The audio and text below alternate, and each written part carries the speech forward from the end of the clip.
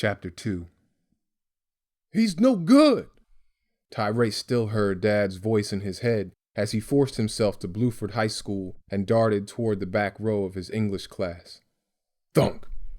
Tyray's cast bumped someone's desk, sending a book slapping to the floor. He ignored it and tried to pretend everything was normal, but as he neared his seat, he could feel his classmates watching him.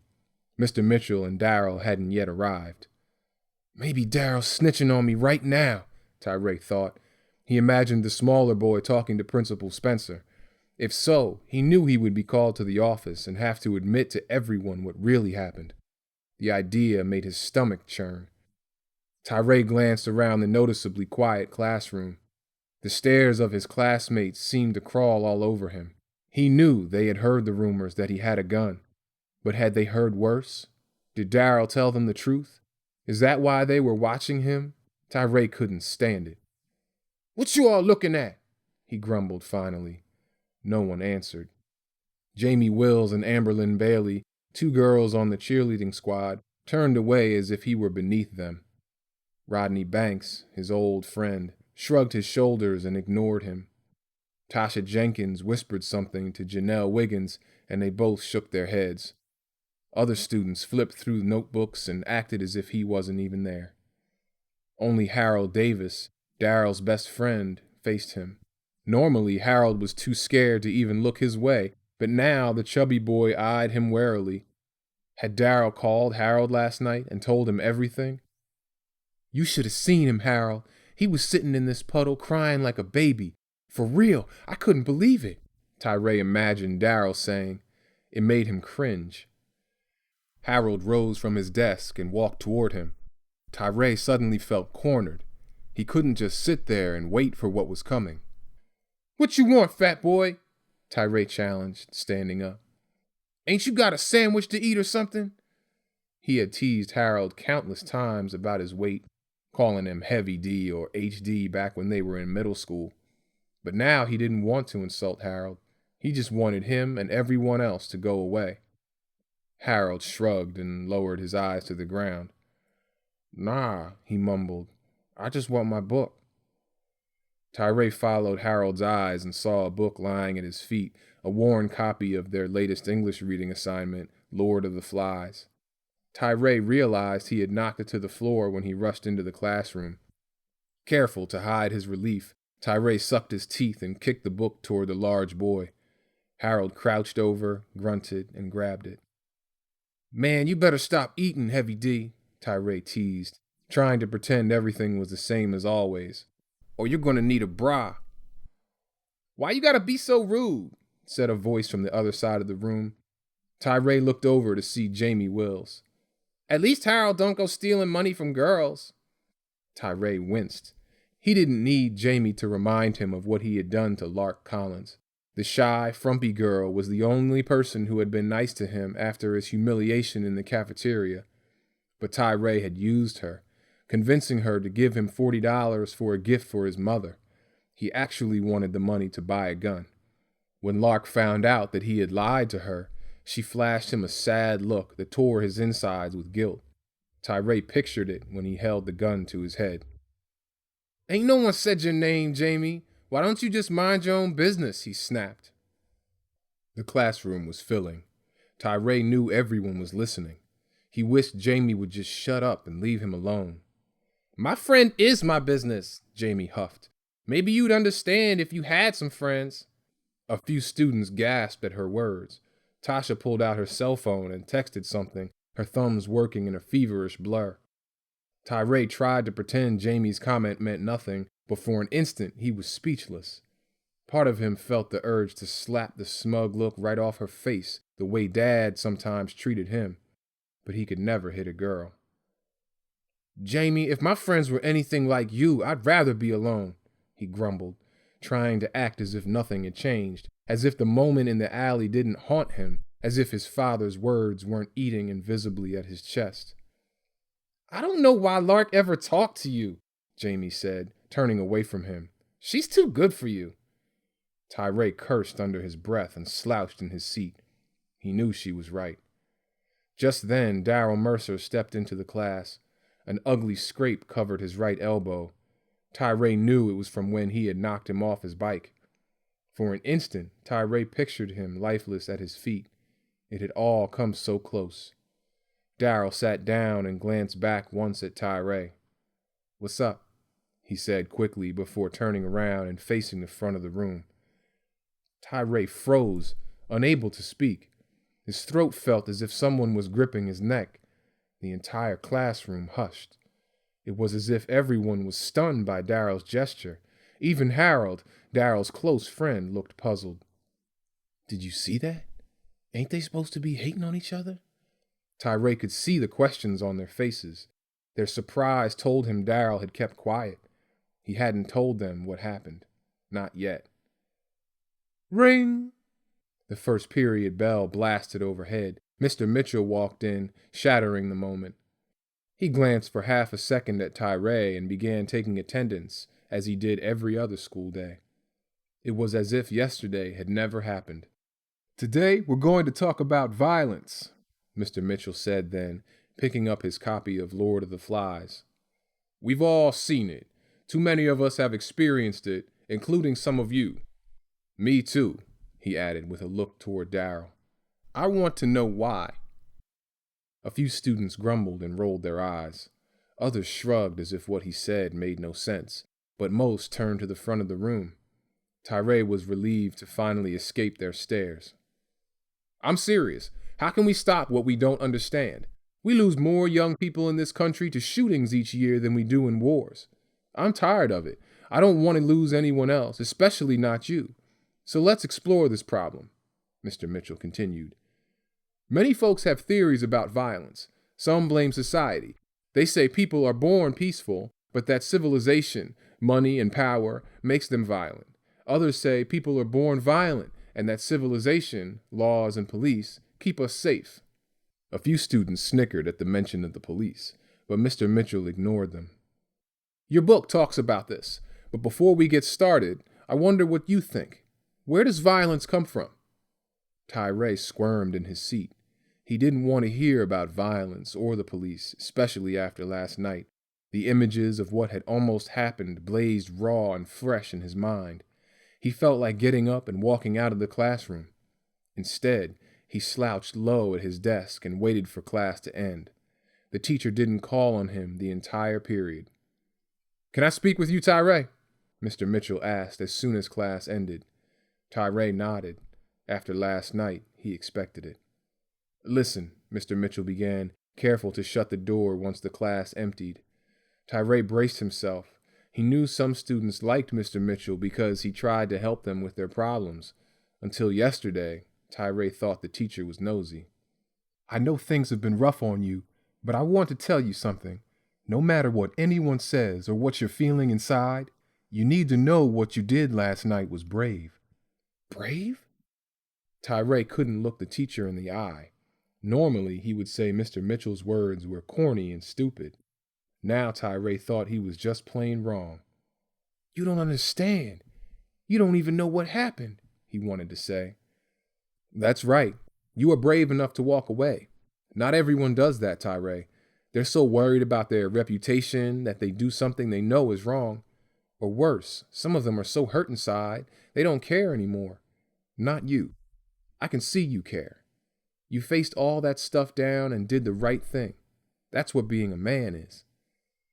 "But you don't know what I was about to do," Tyray thought. "You don't know nothing." Tyray's words caught in his throat. "And because you did that, Darryl's still here, and you're still here, and no one's in jail," Mr. Mitchell explained. "And no one's mother is crying this morning. It could have been very different. We both know that." Tyray stared at the floor. His eyes started to burn and sting. "You changed your whole life just like that." Mr. Mitchell snapped his fingers to make his point. "There's a whole world out there, Tyray, bigger than this school or someone's reputation. Because you walked away, you still got a chance to see it. I'm happy you made the choice you did. So's your dad, even though he might not know how to show it." Tyray cringed at the mention of Dad. "He ain't happy about nothing," Tyray grumbled. "Especially me." Mr. Mitchell nodded. "Look, if you ever need to talk, I know someone who—" "Need to talk?" Tyray repeated. Man, what you trying to say? Come on, Tyray. We both know you have a lot going on. Sometimes it can help to sit down with someone. I know a counselor. He's helped a lot of young people, and I think he could help you. I don't need no counselor or whatever. There ain't nothing wrong with me, he said, rising from his seat, angry with himself for almost letting the teacher get to him. There was no way he was going to tell some stranger what almost happened. No way. Tyray, sorry, but I gotta go, Mr. Mitchell. I don't want to be late, he said, storming off to his next class. How are we doing, Mr. Hobbs? Principal Spencer asked Tyray hours later. She stood in her usual spot at the cafeteria doorway, eyeing students as they approached for lunch. I'm fine, Miss Spencer, Tyray grumbled. He slipped his brother's old iPod deep in the pocket of his black hoodie so she wouldn't see it. Things a little better today? She asked, peering at him curiously. He knew she had heard the rumors too. She even had his locker searched for a gun earlier in the week. Of course, she found nothing. He had kept the weapon away from school. No, Miss Spencer, they ain't no better. But what you gonna do about it? He wanted to say. Instead, he nodded. Yeah, they great. Never better, he said. I hope so, she said, with an edge to her voice. He barged past her into the noisy cafeteria. The air was filled with the roar of students talking, the slap of backpacks hitting the ground, the groan of plastic chairs scraping against the tile floor. Tyray glanced at the spot where his whole world had crashed down just 2 weeks ago. He knew the cafeteria was full of people who had witnessed it and laughed at him, people who had pretended to like him until that day. I never liked you neither, he mumbled to himself, fighting back the anger that still boiled in his chest. He grabbed the iPod from his pocket and stepped into the lunch line when a familiar face came through the side door. It was Lark. Wearing loose jeans and a frumpy purple sweatshirt, she stepped to her table and dropped her heavy denim book bag. Back in middle school, he used to chuckle when girls like Natalie Wallace and Shanetta Green teased Lark for being quiet and always having her nose stuck in a book. He had even laughed along, but Lark never held it against him. When he broke his wrist, she didn't join others in teasing him. Instead, she told him she felt bad about what had happened. And all I did was take her money, he thought. Come on, man, stop daydreaming. Move. The voice shattered Tyray's thoughts. He turned around and realized the line had moved forward. He was holding everyone up. Wake up, yo, someone else yelled. I'm hungry. Tyray cursed and stepped forward. He had stolen money from lots of kids, including Darryl, never thinking twice about it. But something about Lark made him feel worse than all the others. Maybe it was the innocent way she smiled at him, as if she saw something in him no one else could see. He cranked up the iPod to block out his thoughts and grabbed a tray of spongy chicken nuggets and watery green beans. Some say to be great is to be misunderstood, but they don't come to my neighborhood. He swaggered out with his food, letting the music drown out the voices of everyone around him. But then he saw her again, Lark. Now Jamie, Cindy, and Amberlyn had joined her at the table. She's too good for you, Jamie had said. He knew she was right. If only he could pay Lark back. Where school is a prison, and a prison is a school, and living is passing, and surviving is the rule. The music pounded as each girl at Lark's table turned and glared at him. If only he could show Lark he was sorry, that he had thought of her the moment he had raised the gun to his head. But how? He had no money. Do you feel me? Can you even hear? I'ma scream louder before I disappear. And then it hit him. He yanked off his earphones and walked toward their table. Why hadn't he thought of it before? It would only take a minute. Hey, what's up, Lark? He said, ignoring the stares that locked on him like gun sights. Will you just leave her alone? Jamie said before Lark could even respond. She's over you. Done. See ya. Yeah, she don't want nothing to do with you, Amberlyn added. I ain't talking to neither of you, Tyray shot back. All he needed was a minute with Lark. That's all it would take. Lark, can we talk? What do you want? Asked Lark finally. He could see the tiny hairline scar above her lip. She had told him she'd gotten it when she fell down her grandma's steps when she was a kid. Tyray wasn't sure if that was the truth. "You don't need to talk to him, Lark," cut in Jamie. "Ignore him. He's just a wannabe thug who got what he deserves." Jamie's words hit Tyray like a slap in the face. "Girl, I'm sick of y'all talking about me," he snapped, unable to control himself. "You don't know nothing. Why don't you just keep your ugly mug out of my business?" Heads turned toward them. Tyray could feel it all slipping out of control, like always. He noticed that his voice sounded like Dad's. "Why, what you gonna do, shoot her with your cast?" mocked Dante, a sophomore from a nearby table. All his friends erupted in laughter. "Yeah, he gonna be like this," joked Louise, one of Daryl's friends from the wrestling team.